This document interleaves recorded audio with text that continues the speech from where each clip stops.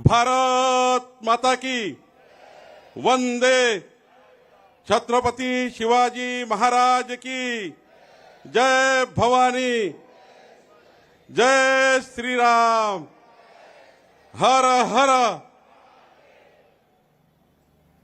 आजच्या या सन्मान सोहळ्याला उपस्थित आपल्या देशाचे विकास पुरुष आणि आपल्या सर्वांना, आपल्या सर्वांच्या परिवारावर आणि त्यांचा परिवार आणि आपला परिवार एकत्रित मिळून त्यांचा स्नेह आणि त्यांचा आशीर्वाद आपल्याला नेहमीच मिळाला आहे, असे माननीय नामदार नितीनजी गडकरी साहेब, महाराष्ट्राचे लोकनेते, महाराष्ट्राच्या 14 कोटी जनतेला विकासाकडे आणि 14 कोटी जनतेचा विकास हाच ध्येय ठेवून महाराष्ट्राला विकसित महाराष्ट्र, मोदीच्या संकल्पाच्या विकसित देशामध्ये महाराष्ट्राला विकसित करण्याकरता ज्यांनी आपलं आयुष्य समर्पित केलं असे माननीय देवेंद्रजी, व्यासपीठावर उपस्थित माननीय आमचे सर्व नेतृत्वकारांना थोडा उशीर झाला आहे, माननीय आपले मंत्री आकाश फुंडकरजी, मंत्री माननीय अशोक उईकेजी, माननीय पंकज भोयरजी, आपल्या विदर्भाचे नेते माननीय संजय कुटेजी, चैनसुभाऊ संचेतीजी, माननीय अजय भाऊ, माननीय भेंडेजी, मी माननीय आपले सर्व व्यासपीठावरचे आमदार, माननीय खासदार ज्यांचा सन्मान झाला ते सर्व पदाधिकारी, या ठिकाणी आपले दोन्ही अध्यक्ष बंटी कुकडेजी, माननीय सुधाकरराव कोळेजी, या भागाचे लोकप्रिय आमदार मोहन मतेजी, या सर्वांचा मी आभार मानतो। खरं तर आज भारतरत्न श्रद्धेय अटलजी यांचा जन्मदिवस आहे, जयंती उत्सव आहे, जन्मशताब्दी आहे, ख्रिसमसही आहे आणि अशा दिवशी आज माननीय नितीनजींनी आमचा सर्वांचा सन्मान केला। आम्ही फार नशीबवान आहोत की माननीय नितीनजींनी आजच्या दिवशी आमचा गौरव करण्याचा या ठिकाणी हा दिवस निवडला। खरं तर आजच्या सत्काराच्या माध्यमातून अनेक भावना आमच्या मनात आहेत। आम्हाला पुण्यालाही जायचं आहे, पण या सत्काराप्रसंगी आमच्या मनामध्ये कृतज्ञता आहे, आनंदही आहे, जबाबदारीची जाणीवही आहे। आपल्या सर्वांच्या प्रेमामुळे विलक्षण समाधान व धन्यताही आहे। आजचा जो आमचा सत्काराचा क्षण आहे तो आमच्याकरता अत्यंत भावनिकही आहे, कारण आपल्या सर्वांसमोर, विदर्भाच्या आपल्या सर्व कार्यकर्त्यासमोर, विदर्भाच्या जनतेसमोर हा आमचा सन्मान होणे हे खऱ्या अर्थाने आमचं भाग्यच आहे। या ठिकाणी आम्हा सर्वांना मिळालेलं भारतीय जनता पक्षाला राज्यातलं जे यश मिळालं आणि हे अभूतपूर्व यश आहे, हे यश मी श्रद्धेय अटल बिहारी वाजपेयीजी यांना अर्पण करतो। खरं तर देवेंद्रजी, आपण जेव्हा लोकसभेच्या निवडणूक आपला पराजय झाला, आपण प्रचंड निराशेत आलो आणि पुण्याच्या आपल्या अधिवेशनामध्ये आपण पुन्हा एकदा पुण्याच्या बालेवाडीमध्ये नितीनजी आम्ही अधिवेशन घेतलं, आपण येऊ शकले नाही, तेव्हा खूप निराशा होती। 9,000 प्रतिनिधी त्या बालेवाडीच्या अधिवेशनाला आले होते आणि त्या अधिवेशनामध्ये देवेंद्रजींनी या महाराष्ट्राला पुन्हा एकदा महाराष्ट्राच्या कार्यकर्त्यांना ज्या पद्धतीने ऊर्जा दिली, त्या दिवशी अमितभाईंनी आम्हा सर्व लोकांना या महाराष्ट्रामध्ये पुन्हा महाविजय करण्याचा एक संकल्प दिला आणि त्या संकल्पामध्ये अटलजींनी आपल्या जीवनात जे आपल्याला सांगितलं होतं की भारतीय जनता पार्टीचा कार्यकर्ता हा निवडणुकीमध्ये कधीही पराजित होत नाही, तो एक तर जिंकतो किंवा निवडणुकीतनं काही शिकतो। आणि आम्ही सर्वांनी त्या अधिवेशनातून पुन्हा संकल्प केला की या निवडणुकीत जे पराभव झाले, ज्या ज्या कारणाने आपण पराजित झालो लोकसभेमध्ये, त्या कारण मीमांसेत आज न जाता ज्या बाबी आम्ही शिकलो त्यातून जिंकण्याची तयारी केली आणि आज बंधू भगिनींनो, या महाराष्ट्राच्या इतिहासातला सर्वात मोठा विजय या महाराष्ट्रामध्ये आपला झाला. खरं तर या ठिकाणी हा विजय आपल्या सर्वांकरता अत्यंत महत्त्वाचा आहे.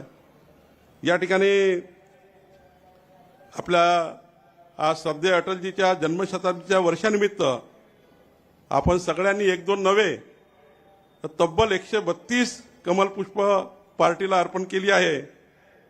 आणि खरं तर महाराष्ट्राचे लोकनेते देवेंद्रजी यांच्या नेतृत्वात हा विजय आहे आणि खऱ्या अर्थाने मी त्यांचं मनापासून आपल्या विदर्भाच्या जनतेच्या वतीने या ठिकाणी स्वागत करतो आहे. पक्षातर्फे त्यांचं खऱ्या अर्थाने स्वागत करतो आहे.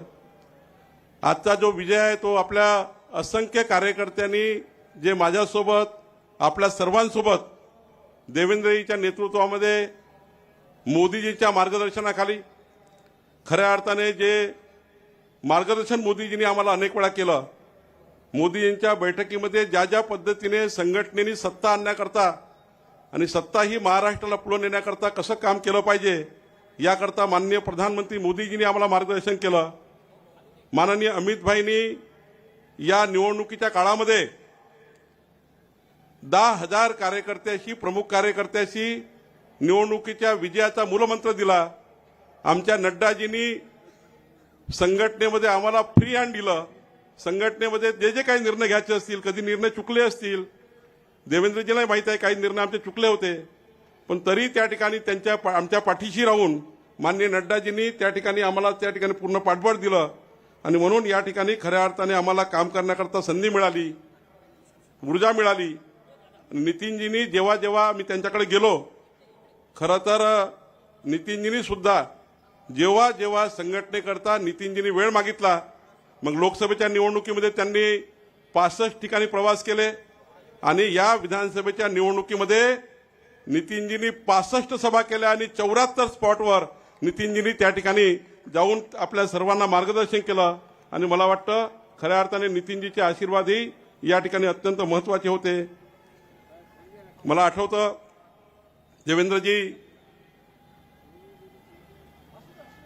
मुंबईच्या एका, मला वाटतं ठाण्याच्या अधिवेशनामध्ये, पक्षाच्या बैठकीमध्ये आपण या ठिकाणी म्हटलं होतं, लोकांनी खिल्ली उडवली, मी पुन्हा येईल आणि या महाराष्ट्रासमोर आपण या ठिकाणी मी पुन्हा येईन हा वक्तव्य केलं होतं.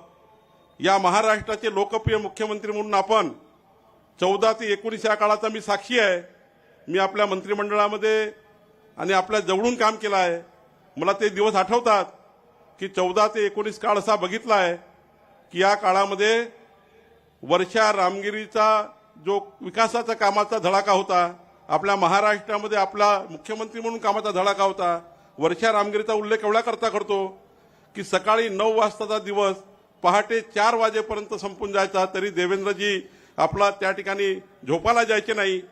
4-4:30 वाजता पहाटे जेव्हा दिवा बंद व्हायचा, खऱ्या अर्थाने मी इतका या महाराष्ट्राला जागणारा मुख्यमंत्री खऱ्या अर्थाने ना मिळू शकत, ना भूतो ना भविष्यती असं काम माननीय देवेंद्रजींनी उभं केलं आणि म्हणूनच त्यांना विश्वास होता की या महाराष्ट्रामध्ये आपण पुन्हा येऊ. पण या ठिकाणी 2019 मध्ये आपल्याला माहिती आहे, त्यात मी जात नाही, प्रचंड मोठी गद्दारी झाली. देवेंद्रजींना मागे आणण्याचा खूप प्रयत्न झाला. मला खूप वाईट वाटायचं. देवेंद्रजी जेव्हा व्यक्तिगत जीवनामध्ये, सार्वजनिक जीवनामध्ये, सांस्कृतिक जीवनामध्ये, आपल्या आयुष्यामध्ये ज्या पद्धतीने टीका व्हायच्या, ज्या पद्धतीने देवेंद्रजींना खऱ्या अर्थाने निंदा नालस्ती करायचे, कधी सामाजिक करायचे, कधी राजकीय करायचे, हृदय पिटाळून जायचं, इतकं वाईट बोलायचे. आणि देवेंद्रजी शांतपणे या सर्व आलेल्या संकटाला समोर गेले. मला आठवतात तेव्हाचे मुख्यमंत्री हे घरी झोपले होते, पण देवेंद्रजी कोरोनाच्या काळामध्ये, आपण ICU मध्ये कोरोनाच्या काळामध्ये जात होतात, ते दिवस या महाराष्ट्राच्या सेवेचे आम्ही बघितले, त्या महाराष्ट्राच्या सेवेचे बघितले.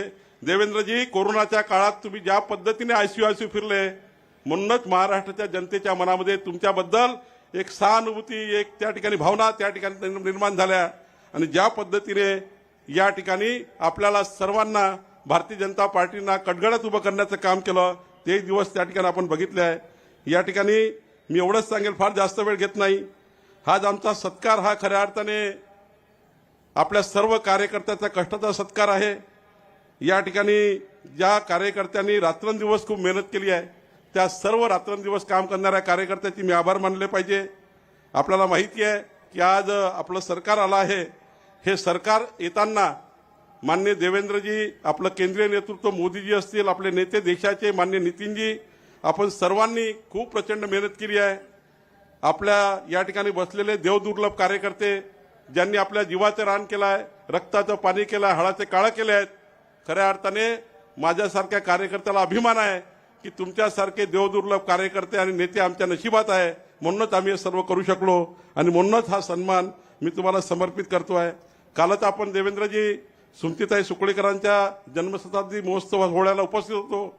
त्या ठिकाणी ज्या पद्धतीने आपल्या जुन्या कार्यकर्त्याचा सन्मान आपण करत होतो, अशा जुन्या कार्यकर्त्यांनी किती काम केलं असेल तेव्हा आपल्याला या ठिकाणी पोहोचता आलं आणि तुम्हाला मला हा सन्मान मिळतो आहे.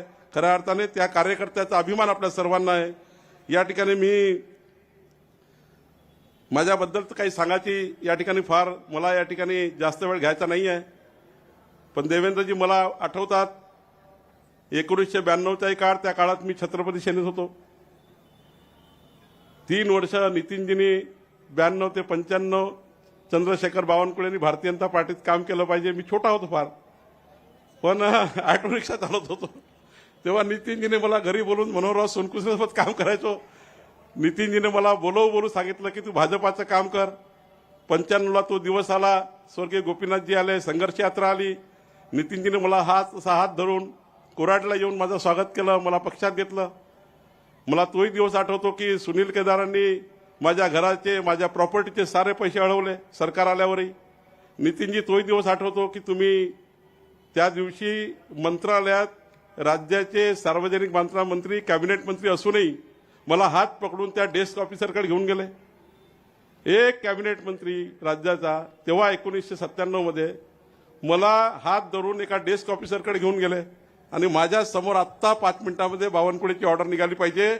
बघा, मला त्या दिवशी माझ्या घराचे 20 लक्ष रुपये माझ्या घराचे पैसे नसते मिळाले, तुम्ही घर बांधू शकलो नसतो, मी माझं जीवन सुरुवात करू शकलो नसतो. खऱ्या अर्थाने आमचं आयुष्य हे वाईट गेलं असतं आणि इथेही दिसलो नसतो. पण तो दिवस महत्वाचा होता नितीनजी, ज्या दिवशी तुम्ही मला हात धरून त्या डेस्क ऑफिसरकडे नेलं होतं. तो दिवस माझ्याकरता फारच महत्वाचा होता. मला आठवतं तुम्ही मला घर बांधण्याकरता प्रोत्साहित केलं. घराच्या उद्घाटनाला पालकमंत्री असताना तुम्ही न जमत असताना तुम्ही त्या ठिकाणी आले. मला तोही दिवस आठवतो. 97ला तुम्ही जिल्हा परिषदेचं तिकीट मला दिलं. मला 2002चंही तिकीट तुम्ही घरी बोलून दिलं. 2004ला जेव्हा स्वर्गीय मनोहरराव आकरे हे त्या ठिकाणी त्यांचं निधन झालं तेव्हा आपण मला घरी बोलवून विधानसभेचं तिकीट दिलं. 2009लाही मला पक्ष कार्यालयात जायची गरज पडली नाही, तुम्हीच त्या ठिकाणी तिकीट मिळवून देण्याचा प्रयत्न केला. 2014ला देवेंद्रजी तुम्ही अध्यक्ष असताना माझ्यासारख्या कार्यकर्त्याला पुन्हा सांगितलं की एकदा पुन्हा लढलं पाहिजे. नितीनजींनी तेव्हाही त्या ठिकाणी खूप प्रचंड ताकद दिली. मला अभिमान आहे की देवेंद्रजी तुम्ही मुख्यमंत्री झाले. आपण माझ्यासारख्या कार्यकर्त्याला बोलवून या राज्याचं ऊर्जामंत्री पद, त्या पदावर काम करण्याची संधी, मंत्री म्हणून कसं काम केलं पाहिजे त्याचं मार्गदर्शन, राज्यात समाजाच्या शेवटच्या गरीब माणसांना, शेतकऱ्यांना वीज मिळवून देण्याकरता दिलेलं प्रोत्साहन. नितीनजींनी सांगितलं काही झालं तरी 15 लाख शेतकऱ्याच्या घरी वीज कनेक्शन गेलं पाहिजे, त्याकरता करावयाची कारवाई. हे सारे दिवस आठवतात. कधी कधी मी एकटा असलो की हे सारं आठवतं. भीती वाटतं जुन्या काळात गेलं का देवेंद्रजी. कधी कधी भीती वाटली की मी आई महालक्ष्मीच्या मंदिरात चालला जातो, दर्शन करून घरी येऊन जातो. खरं तर भावनात्मक दिवस आहे. आणि देवेंद्रजी तुम्ही खरंच खूप ताकद दिली. नेत्यांना भारतीय जनता पार्टीत आणून नेता कसं बनवायचं हे नितीनजीकडे आपण त्या ठिकाणी शिकलो पाहिजे आणि नेतृत्वाला संधी कशी द्यायची हे देवेंद्रजीकडे शिकलं पाहिजे. जर तुम्ही संधी दिली नसती तर आम्ही सर्व इथे नसतो. नितीनजी, तुम्ही तेव्हा हात पकडून आम्हाला पक्षात नसतं घेतलं तर आम्ही इथे नसतो. त्यामुळं तुम्ही दोघंही देवदुर्लभ आहात आणि तुमच्यासारखे देवदुर्लभ नेते आमच्या नशिबात आहे. खरं तर आमचंच हीच आमची कमाई आहे. या ठिकाणी मला आठवतं 4 ऑक्टोबर 2019 देवेंद्रजीच्या हातात हात देऊन रात्रभर आम्ही बसलो होतो. देवेंद्रजी, खरं तर त्या दिवशीची रात्र मी कधीच विसरू शकत नाही. आणि नितीनजी, ती अस्वस्थता जी होती ती प्रचंड होती. 4 ऑक्टोबरचा दिवस असा होता की आम्ही सर्व निराश होतो, अस्वस्थ होतो. पण ज्या पद्धतीनं देवेंद्रजी आणि नितीनजींनी त्या दिवशी मला सांभाळलं, तोही दिवस माझ्या आयुष्यामध्ये फार खऱ्या अर्थाने जरी निराशा होती, दुःख होतं, तरी त्या ठिकाणी त्या दुःखातनं निघण्याकरता, त्या निराशेतून निघण्याकरता जे पाठबळ द्यावं लागतं नेत्यांनी, तो दिवस मला सांभाळण्याकरता तुम्ही जे पाठबळ दिला आहे ना, तुम्ही कधीच विसरू शकत नाही. आणि त्यामुळं या ठिकाणी त्या दिवसाची मला नेहमीच आठवण होतं. मला जेव्हा विधान परिषदेत तिकीट दिलं देवेंद्रजी, तुम्ही आणि नितीनजींनी, निवडून आल्यावर ज्या पद्धतीने तुम्ही मला मिठी मारून कलेक्टर ऑफिस समोर ऊर्जा दिली, तोही दिवस मला आठवतो. देवेंद्रजी, आपण मला नितीनजी राज्याचा अध्यक्ष 12 ऑगस्ट 2022 तोही आठवतो. मला नड्डाईचा फोन आला की आपको अध्यक्ष नियुक्त किया जाता है. मला अमरावतीचे ते भाषणही आठवतं. अध्यक्ष झाल्यावर की होते माझ्यासोबत संजय कुठेही होते. मी सांगितलं होतं की मी आता पक्षाचा अध्यक्ष झालो आहे, पण मी जोपर्यंत स्वस्थ बसणार नाही, जोपर्यंत देवेंद्रजी वानखडे स्टेडियमवर पुन्हा तिसऱ्यांदा मुख्यमंत्री पदाची शपथ घेणार नाही, तोपर्यंत आपण स्वस्थ बसणार नाही. वानखडे स्टेडियम बदललं, पण देवेंद्रजी मुख्यमंत्री झाले. खऱ्या अर्थाने तोही दिवस मला आठवतं. मी अध्यक्ष झाल्यानंतर माननीय प्रधानमंत्री मोदीजींना जेव्हा सदिच्छा भेट दिली, मोदीजींनी दिलेला कानमंत्री मला आठवतं. खऱ्या अर्थाने साऱ्या आठवणी देवेंद्रजी आहेत, नितीनजी आहेत.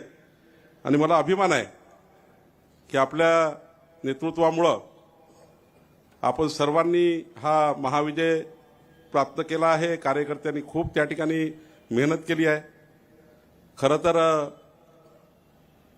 3-3दा, 4-4दा, 5-5दा मी प्रत्येक जिल्ह्यात आपल्या सर्वांसोबत आपण काम केलं. आपल्या सर्वांचं मार्गदर्शन होतं आणि म्हणूनच आपण या ठिकाणी आज लोकसभेच्या घोर निराशेतनं बाहेर निघालो आणि आज आपण या ठिकाणी महाराष्ट्राच्या पुन्हा एकदा 14 कोटी जनतेच्या सेवेकरता पुन्हा या सेवेमध्ये निघालो आहे.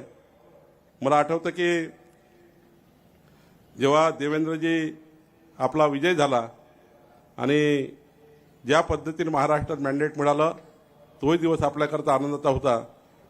आणि ज्या दिवशी आपण मुख्यमंत्री पदाची शपथ घेतली, त्या दिवशी महाराष्ट्रातल्या असंख्य कार्यकर्त्याच्या मनातला जो एक त्या ठिकाणी आनंद होता. देवेंद्रजी, आपल्याला एखाद्या वेळी तो आनंद तुम्हाला माहिती आहे, पण मला माहिती आहे की महाराष्ट्राच्या प्रत्येक कार्यकर्त्याच्या मनामध्ये होतं की देवेंद्रजी या महाराष्ट्राचे मुख्यमंत्री व्हावे. या ठिकाणी खरं तर मी जास्त वेळ घेऊ शकत नाही, पण मी पुन्हा एकदा आपले सर्वांचे आभार मानतो. मी देवेंद्रजीचे आभार मानतो की राज्याचा अध्यक्ष म्हणून देवेंद्रजी, आपण सर्वात माझ्या जीवनातलाही एक महत्त्वाचा दिवस आहे. या महाराष्ट्राच्या मंत्रिमंडळात मुख्यमंत्री उपमुख्यमंत्र्यानंतर पहिला मंत्री म्हणून आपण मला शपथ दिली, तोही दिवस माझ्या जीवनातला सर्वात महत्त्वाचा दिवस होता.